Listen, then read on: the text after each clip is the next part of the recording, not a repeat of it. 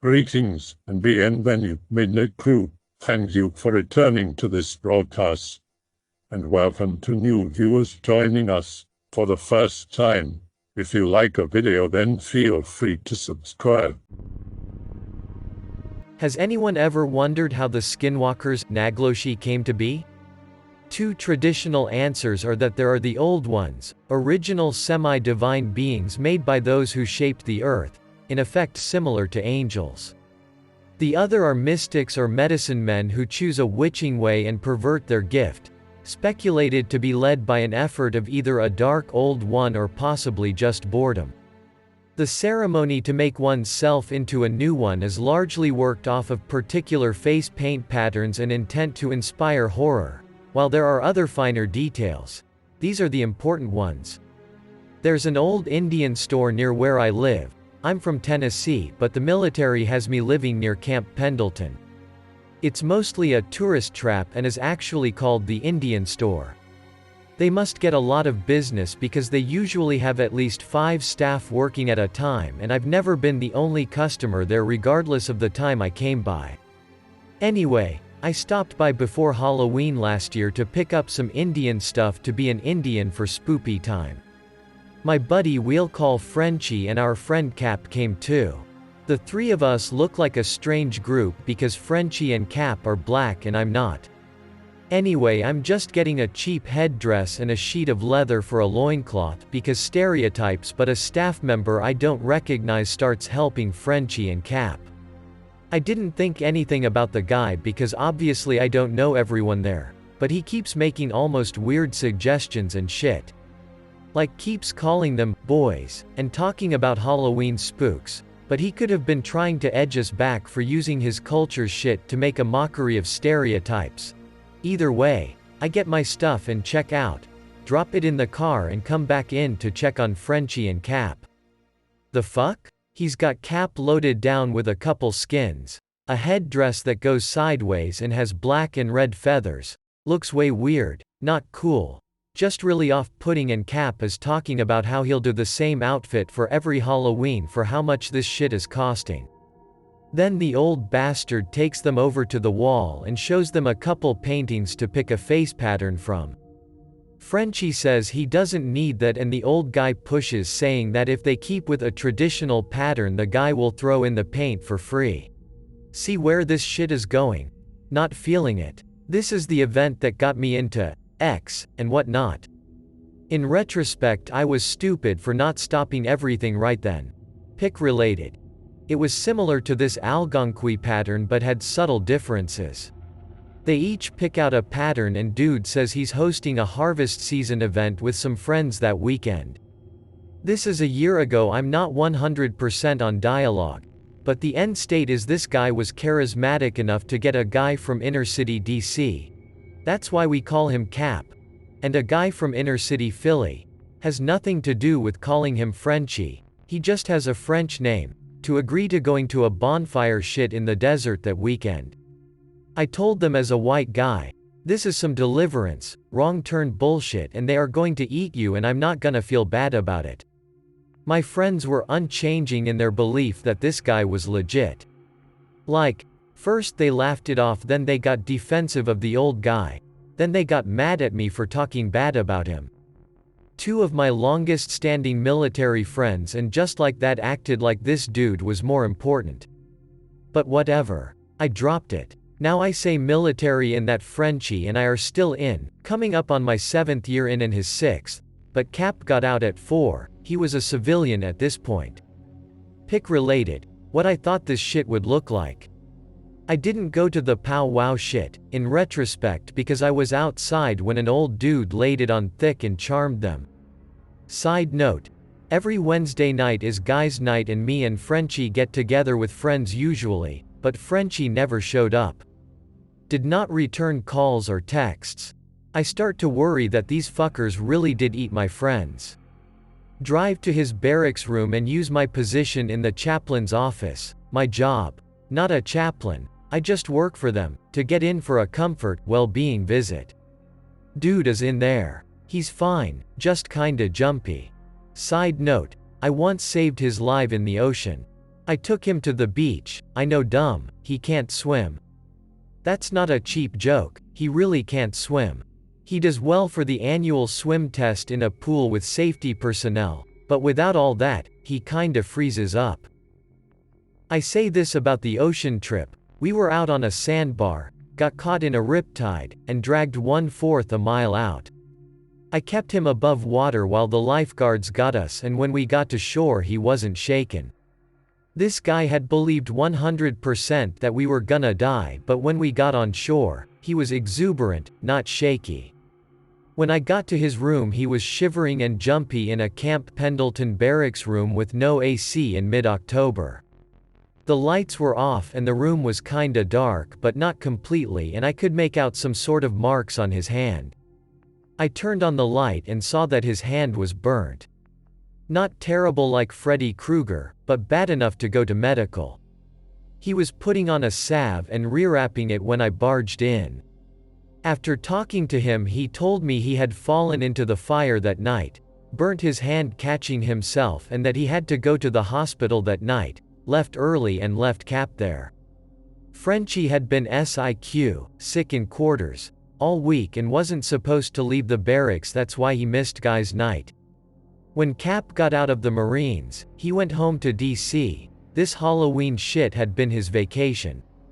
He was visiting California, staying in Frenchie's room with him for the week, and that weekend was supposed to go back to DC for a bit. Frenchie told me that after the powwow, Cap caught a ride to the San Diego airport with the old guy and would see us for Halloween. The week before Halloween, Frenchie got sick and didn't want to go out. Said Cap was really sick too and could travel. I went alone in a green morph suit because racially questionable costumes are funny in a group but a good way to get your ass kicked in California. I wrote it off as that until his birthday in December. His birthday is Christmas Day and mine's just a couple days before his, so for that extended weekend we got shit-faced. That's when he told me what actually happened to Cap. Back to the story, Cap and Frenchie are closer than me and Cap, so I again wrote it off as they talk more than we do. So while I was a little butt hurt I hadn't heard from him in a bit, I let it go. It was December 23rd I think when I asked Frenchie about it, somewhat bitterly and drunk, how Cap was and if he was feeling better, and that's when he just sort of shut down. You know when there's a not great memory and you kinda go numb to get through telling it? That's what I saw on his face. He didn't cry or some coward shit. Just blank. French told me that he had blacked out sections of his memory. He could remember the Indian store from about halfway through, but he could remember the conversation about me saying they would die out there. He remembers getting really mad. Here's the confusing shit. He says I was talking shit about his grandfather, not the dude from the store. And for most of the rest of this his memory says it was his granddad, not creepy old guy.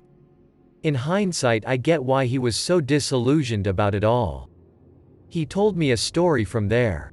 I'll just call it that because shit's way out there, and a stretch even by standards, and I didn't see the shit firsthand. Here is what I know. Frenchie went and burnt his hand. From a counselor's perspective I'll confirm that Frenchie received some sort of trauma. It took Frenchie roughly 6 months to really get back to normal, doing the same old shit we used to. Frenchie now drinks a lot more, but the Marine Corps was founded in a tavern, so fuck it, right? Cap never made it back to DC and neither of us actually heard from him again, and Frenchie says we won't. After telling me this, Frenchie made me burn the shit from that store with weird wood he ordered online. He says they met the old man Friday after work the second week of October 2015 at the Indian store parking lot and rode together. He said that there's just time missing from his memory. He told me that the next thing he remembers is it's just after sundown and they are pulling up to an area in between the mountains somewhere, so maybe 1.5 or 3 hours have passed. I did some simple checks and I think they went to near Mount San Jacinto. This is backed up later. He got there and it was just them and they set out on a bit of a hike, but he doesn't remember bringing their gear. He starts unpacking bags they didn't bring and they help old dude gather firewood. All of these things he says are setting off huge red flags now, but at the time seemed like an old routine. He didn't feel weird doing it all. He says that it was begrudgingly done, like an old chore that made sense and naturally needed doing. He knew the guy wasn't there for a while, but his dog stayed and watched them finish gathering a lot of wood and setting up a massive pyre. Then the dude helped them don their gear and painted their faces for them while talking, but he can't remember the conversation. Says it might have been singing, but it definitely wasn't English and it felt like being given instructions or rules. This happened to Cap first. Frenchie was standing next to him. He thinks that's what saved his life. Frenchie says the next thing he remembers is the blinding pain of the fire. He had some weird furry bracelet or bracer on his arm that had caught and he was fighting to shake it off. He was pulled to his feet by the old man and saw Cap having a seizure on the ground. He figures the fit he was having knocked him into the fire and broke him out of whatever the fuck old dude had done to him.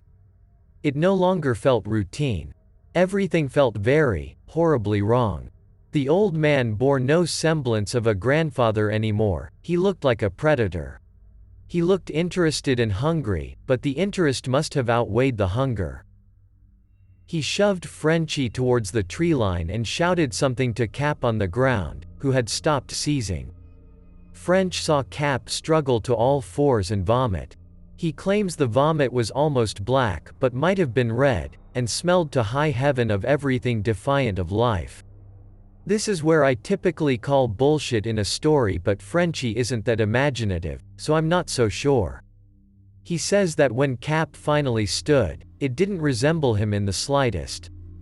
It was too tall, very hairy, but silhouetted by the fire behind it. All he knows is it wasn't Cap. There's one last bit blacked out here, but I think it's more repressed. He remembers running down the mountain slopes being chased, tumbling down a couple water runoffs. That's one thing he pointed out, was he knew the old man was following and watching. The new thing was having difficulty with the terrain, like new legs, and it seemed very afraid of the streams, but the old man had no trouble keeping up or crossing the water. Then my friend was on the highway, covered in thick dirt, sopping wet from a spill in the water. Most of the face paint had washed off. He thinks it may have been blood, and flagging down cars on the road into Palm Springs, though a long way out from there. Not a super climactic story, but it's the one I've got. You should have went with them. Tennessee spoopy. You could have had cool shape-shifting powers and shitposted on here about it. I'll tell you what I told them. Fuck that white people bullshit. I know that one day I'll die, but I want to be 80, under an 21-year-old goddess, drunk as fuck, and to then have a heart attack. I don't want to be disemboweled by some ancient thing testing out the newest baby skinwalker. So let me get this straight. You're a white guy. You had 2 black friends, and these guys get tricked by a native into sacrificing themselves, with one dying and one barely escaping, and then you blame the whole event on white people bullshit. I group white people bullshit, WPB, in with dumb shit that most people nope the fuck out of. I don't blame my friends for whatever happened to them, because clearly something, whatever the hell that guy was influencing them. WPB is the hears a strange noise and leaves the safety of the cabin to investigate, or camping on random property instead of an actual campground. WPB is getting yourself killed doing something dumb, whether Darwin Award style or swimming with sharks. You can pretend that it isn't a thing, it might not affect you immediately, but pretending it's not a clear stereotype of white people being dumb in dangerous situations is naive. It comes from a false sense of security. Every group has idiots, but the false sense of security can make intelligent people do dumb shit. Like no one thinks that those news stories can be them tomorrow. I hope that you enjoyed tonight's broadcast.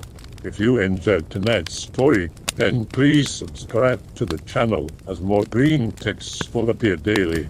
A new broadcast will appear when the clock strikes midnight Central Time.